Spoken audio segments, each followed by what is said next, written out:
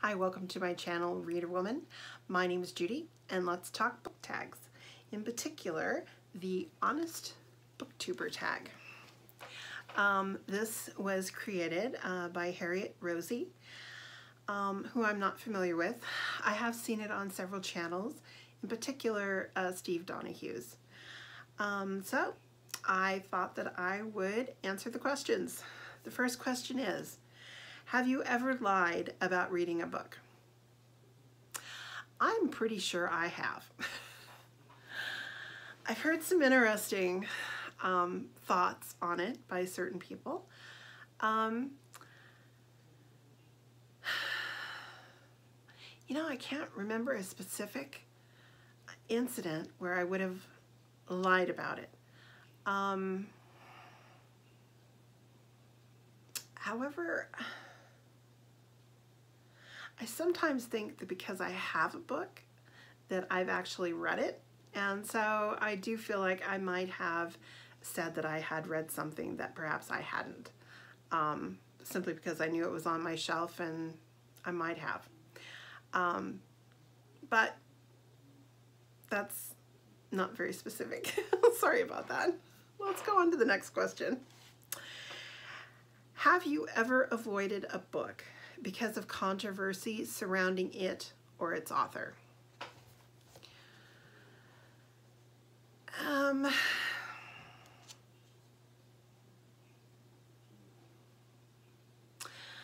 Well, I am a Joycean.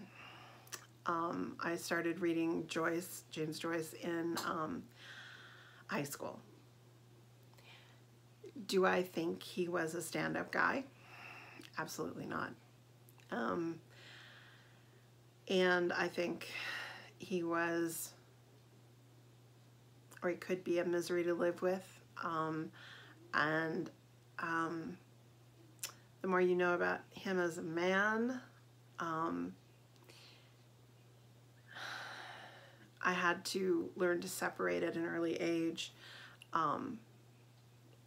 someone who I would not necessarily want to be around physically, but whose literature I felt was more than worth my time.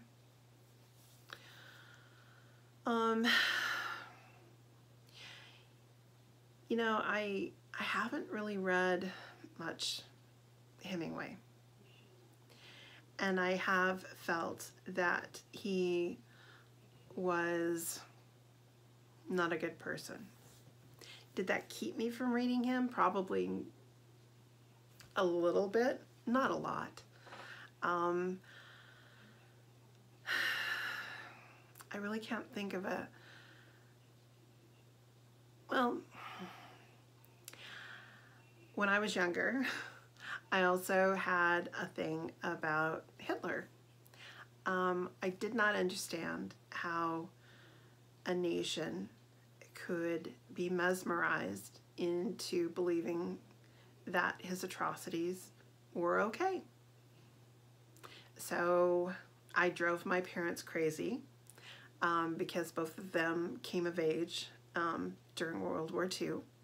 And for them to see their daughter reading Mein Kampf and other things, it was upsetting for them, and they let me know that. And yet, that didn't stop me at all. I wanted to understand. So no, I don't know that I would think that I believe that that somebody's actions would keep me from reading their work if I felt that either it was something that I felt was art and literature and should be read, or if I felt that it might give me some knowledge and understanding that I just didn't have, that I don't have. So I pretty much read anybody. Number 3, have you ever been sent a book for free and not disclosed it? Yes. But that's because my partner in crime and stepsister, sends me books all the time.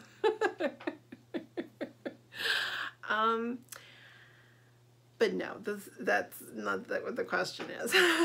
As a publisher, no. I mean, my channel is so teeny tiny. Nobody's interested in sending me a free book. So no, that's not something I have to worry about at this time. 4, have you ever bought a book with no intention of reading it?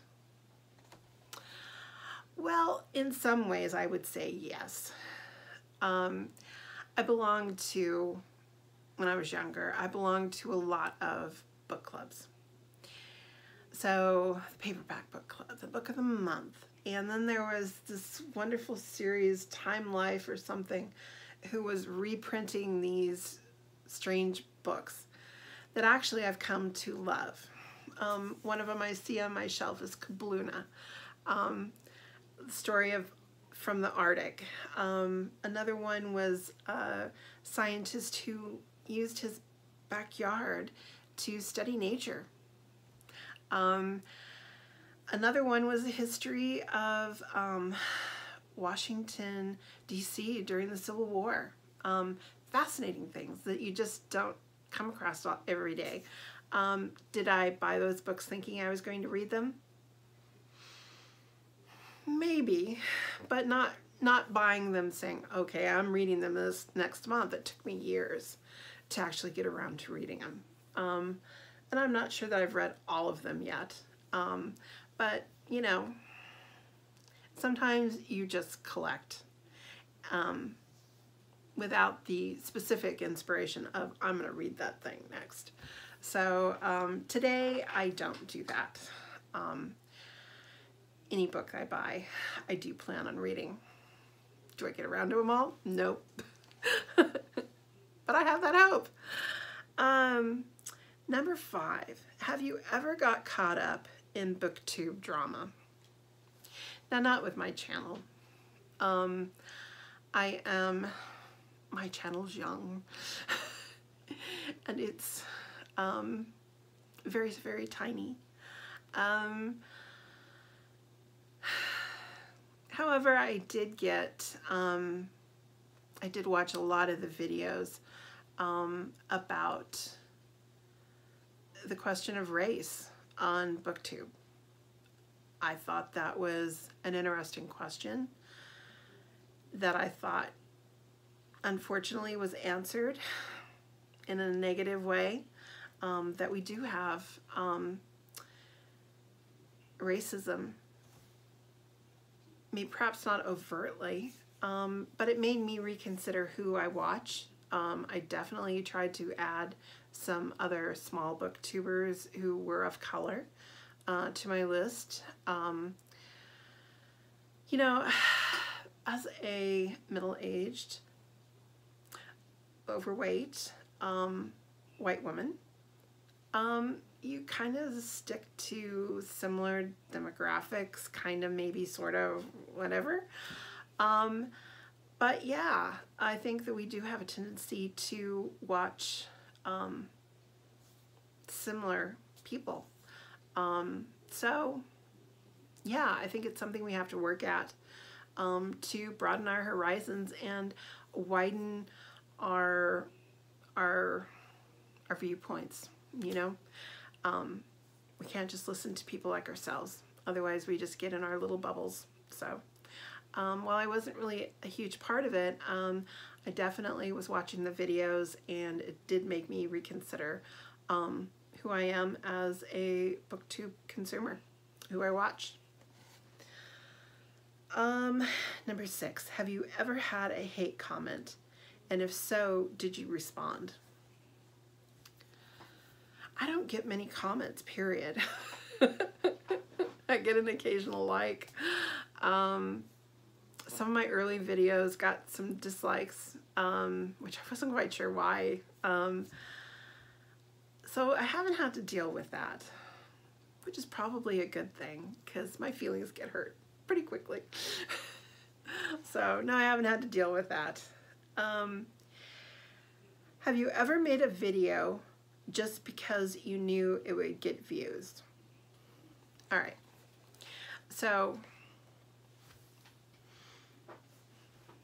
I have a very limited number of subscribers. Recently, I reviewed the P.G. Wodehouse adaptation Blandings, and I got quite a bit of views for that.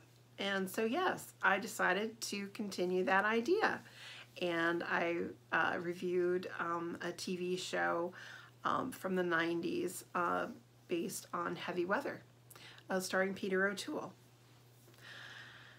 thinking, oh, maybe I'll get the same amount of views. It didn't do well at all. I have no idea what anybody's gonna actually watch. Yeah, but doesn't mean it's gonna happen. 8. If you could go back to the beginning of your channel, would you do anything differently? You know, I was watching a book Olive, and she was saying she would change her channel's name to Olive a Book. Olive a Books. Olive Books. So, or Olive a Books. And it was really cute. And I was like, oh yeah. Yeah, I'd probably name my channel something a little bit different. But I think if I had to do it over again, I'd maybe have had more of a vision, but I don't know. Maybe I would have put more time into thinking about production value, which I'm sure will happen, but not yet. Number 9, are there any channels you wish you could be more like?